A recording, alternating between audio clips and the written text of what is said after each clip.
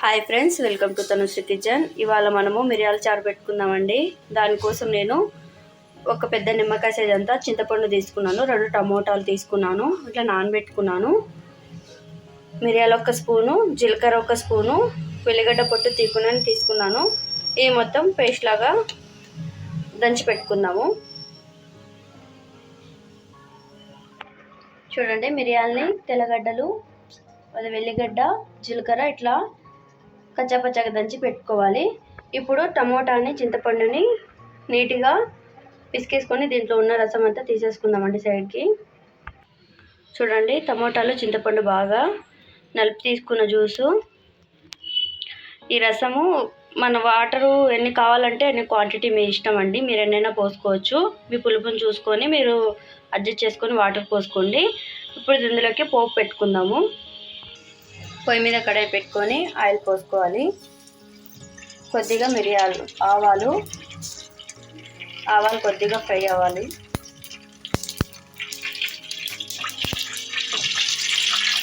ఆవాలు అట్లా చిటపటలు ఆడుకునేటప్పుడు మనము వట్టిమిర్చి, కరివేపాకు వేసుకుంటాము. అలా బాగా ఫ్రై అయిన తర్వాత మసాలా ఉంది కదా, మనం పేస్ట్ చేసి పెట్టుకున్నాం, అది వేసుకొని ఒకసారి ఇలా బాగా ఫ్రై చేసుకోవాలి. ఇలా ఫ్రై అయింది కదా, ఇప్పుడు మనము ముందుగా తీసి పెట్టుకున్న రసం మొత్తం ఇందులోకి వేసేసుకున్నాము.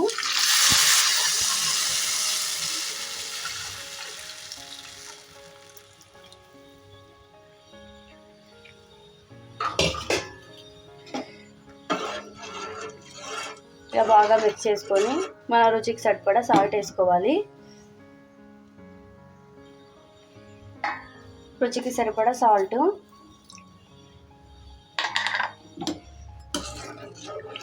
మిక్స్ చేసుకొని మీడియం ఫ్లేమ్లో పెట్టుకొని బాగా ఉడకనియాలి.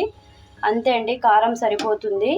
మీరు అడ్జస్ట్ చేసుకోవాలి. మీకు ఇంకా కొద్దిగా కారంగా మీరు ఒకసారి టేస్ట్ చూసుకొని మీ టేస్ట్కి తగ్గట్టు కారం ఏమైనా తక్కువ అయితే కొద్దిగా మిర్చి పౌడర్ వేసుకోవచ్చు. నాకైతే సరిపోయింది. ఒకసారి మీరు కూడా ట్రై చేయండి, చాలా మంచిదండి మిరియాల చారు. వర్షం పడుతుంది కదా బయట, మీరు కూడా బాగా వేడివేడి రైస్లోకి చేసుకొని తింటే చాలా బాగుంటుంది. ఒకసారి మీరు కూడా ట్రై చేయండి. మీడియం ఫ్లేమ్లో పెట్టుకొని బాగా మరగనిద్దాము. నేను మిరియాల చారుతో పాటు ఆకుకూర ఫ్రై కూడా చేస్తున్నానండి. దానికోసం నేను తోటాకు తీసుకొని ఇలా ఉడకబెట్టి పెట్టుకున్నాను. దీన్ని కూడా పోపు పెట్టుకొని చూపిస్తానండి. చూడండి, చారు బాగా మరుగుతుంది కదా, ఇప్పుడు ఈ టైంలో మనము కొత్తిమీర వేసేసుకుందాము. వేసుకొని ఇలా ఒకసారి బాగా మిక్స్ చేసుకొని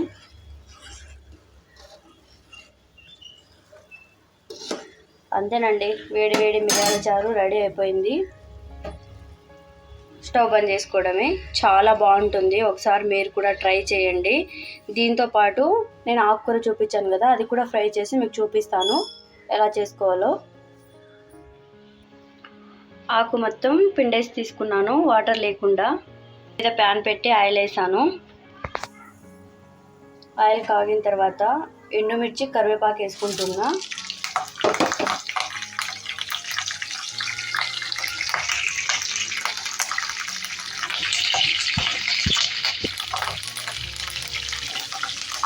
ఒకసారి బాగా ఫ్రై అయ్యాక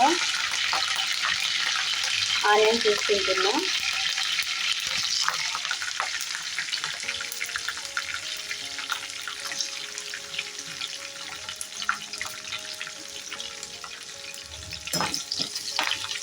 మనం ఏమైనా చారు అలాంటివి పెట్టుకున్నప్పుడు ఇలా సైడ్కి ఏమైనా ఆకులు ఫ్రై చేసి తింటే చాలా బాగుంటుందండి. ఆకుకూరలు కూడా చాలా హెల్త్కి మంచిది. పిల్లలకి పెడితే రోజు చాలా మంచిదండి. రోజు కొద్దిగైనా ఆకుకూర తింటే చాలా మంచిది. మీరు కూడా తెచ్చుకొని రోజు తినడానికి ప్రయత్నించండి. ఆనియన్స్ బాగా ఎర్రగా మగ్గాలి. ఈ పౌడర్ నేను రోజు చూపించేదండి. మామూలుగా ఫ్రైలో 2-3 సార్లు చూపించాను ఇప్పటికే. ఇదే నేను ప్రతి ఆకుకూర ఫ్రైలకి ఇదే వాడతానండి. ఇది వేసుకొని పౌడరు నేను ముందే చేసి పెట్టేసుకున్నాను. చూడండి, ఆనియన్స్ బాగా ఎర్రగా మగ్గాయి కదా, ఇప్పుడు ఆకుకూర వేసుకుందాము. ఆకుకూర వేసుకొని బాగా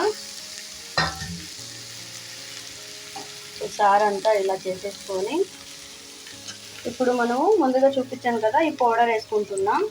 చూసుకొని వేసుకొని మిక్స్ చేసుకోండి. చూడండి, అంతేనండి. మిక్స్ చేసుకున్నాం కదా, స్టవ్ ఆఫ్ చేసేసుకోవచ్చు. ఇలాంటి రసంలోకి ఇలాంటి ఫ్రై చాలా బాగుంటుంది కాంబినేషను. ఒకసారి మీరు కూడా ట్రై చేయండి. ఎలా కుదిరిందో నాకు కామెంట్ చేయండి. లైక్ చేసి సబ్స్క్రైబ్ చేసుకోండి friends. Thank you for watching.